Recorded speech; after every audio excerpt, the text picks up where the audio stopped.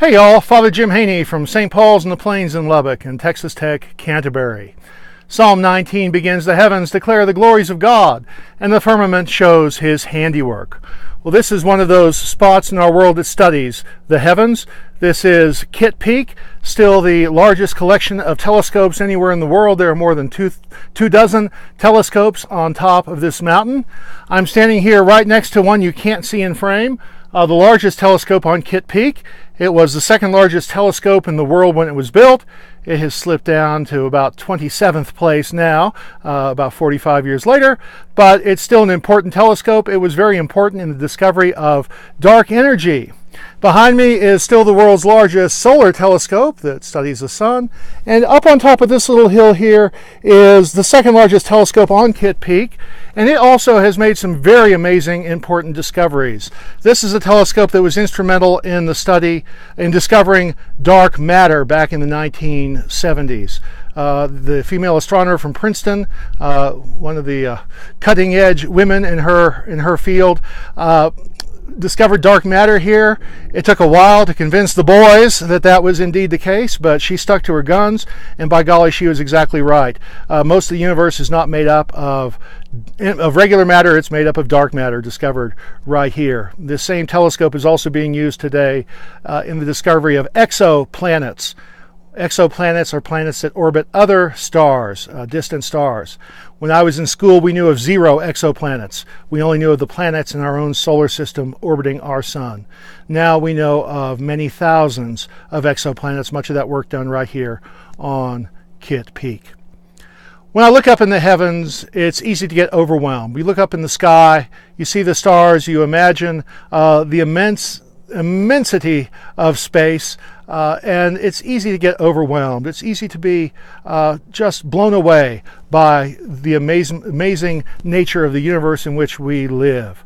There's a wonderful scene in The Hitchhiker's Guide to the Galaxy where they try to torture people, and they basically turn them into mental jelly. They just blow their brains out by putting them in a room that depicts the entire universe and then shows the tiniest point that says, "You are here." The message is basically, you're insignificant. You don't count for anything. And yet there's another message from the Psalms, this one from Psalm number 8. The writer is praising God, "O Lord our governor, how exalted is your name in all the world." And then a few verses later, he focuses in and says, "When I consider your heavens, the work of your fingers, the moon and the stars you have set in their courses, what is man that you should be mindful of him, the Son of Man that you should seek him out?"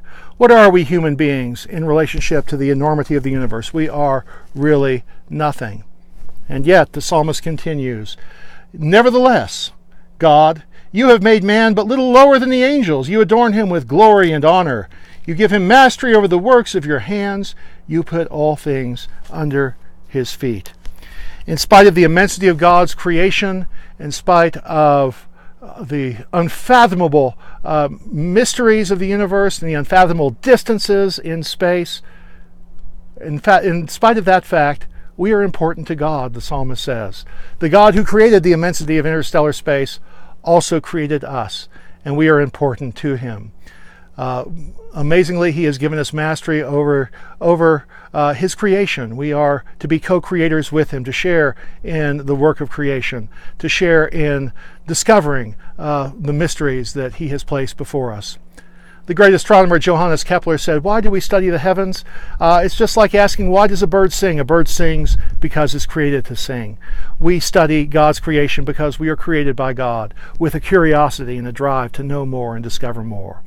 And so with that thought, that the God who created all this loves you immensely and created you to seek to learn about him more and more, to grow deeper and deeper in knowledge and love of him. With that thought, I will leave you and bid you farewell, and God bless from the top of Kitt Peak.